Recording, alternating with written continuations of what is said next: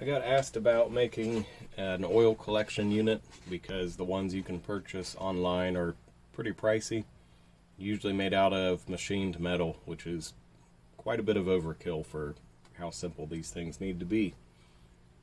So it's a two-part print. There is a top piece which holds your cartridge and a bottom piece which sits around the jar. And these are my first prototypes, so they needed a little bit of cleanup work and clearance and such. They're not perfect, but we'll make changes. So the threads on these little 510 cartridges are 7mm by 0.5, and I tried to print the threads in. This is ABS and they didn't come out very well. I would recommend either getting a threaded insert or purchasing a 7 by 0.5 tap to tap everything cleaner. You'll want to take your cart and figure out how to remove the cap. Depending on what kind of cart you have will determine that. These are Spark ceramic carts, and they are made to be refillable, so they unscrew. A lot of your pre-filled store-bought ones are press fit. They press a little silicone cap in there and put a metal band around the neck. To get those out, you can either pull them out with pliers or take your little snips from your 3D printer and cut that metal band off, and the cap will pull out very easily after that. Anyway, start by unscrewing your cap and then threading your cartridge into this plate. Then you'll take a jar.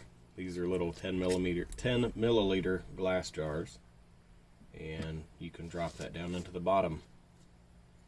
Flip the top over, and that holds everything in place so that your oil can drain down into your jar. When you're done, you can just pull the whole thing over top of the jar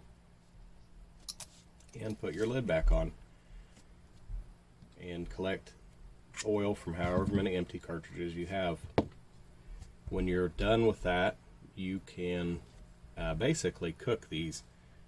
These cartridges are made to be heated up. You know, every time you hit the button, your coils inside of there get hot, and this one is ceramic, so in this case the ceramic is all going to warm up. That helps thin out the oil so it can go into the holes, and you know, this whole body helps dissipate the heat from those coils whenever you're heating them up. But draining it won't get everything off the glass or out of the inside. So you can either drop them into a high-fat liquid, such as dairy products, whole milk, butter, whatever, and cook them over low heat to finish extracting these and get either infused liquids or whatever.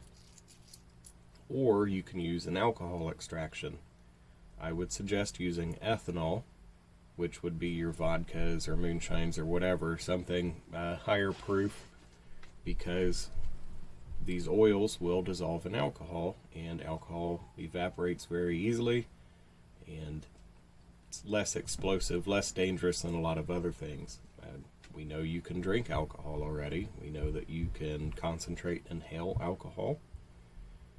So, you know, I figure use the safest option. Costs a little bit more than your isopropyl, but you don't have to worry about killing yourself using it. So you drop these down in your alcohol, let them soak overnight or whatever, fish out your cartridges, and once you have all of your cartridges soaked, your alcohol will be yellowish brown, and then it's as simple as evaporating the alcohol off of it, whether it be slow heat to cook it off or just leaving the lid off the jar, letting your alcohol evaporate. What you will be left with is a little puddle of your collected oil. Depending on how many carts you do will be how much oil's in there, but another option would be to decarb the entire jar of alcohol, which if you heat it up to 230 or 240 for an hour and a half to 2 hours would decarb it. Obviously, you're going to lose some alcohol off there because alcohol starts to evaporate at 173 degrees. So you are going to have alcohol fumes. It'll also thicken up your concentrate, so to speak, your alcohol blend. But then you can use it to make gummies or add it to your tea or whatever, like you would any other flavored extract.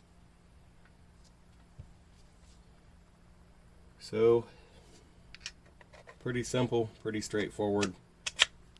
A lot cheaper than buying a big machined block of metal. The downside being that these are only made to do one at a time. However, if you own a 3D printer and you have a spool of filament, you can print several of these out and do several carts at a time. I will put a link to the jars and the carts in the description, as well as a link to the Thingiverse file. And I'm going to go start making changes to these dimensions. I hope this is helpful and a few of you guys might be able to use it.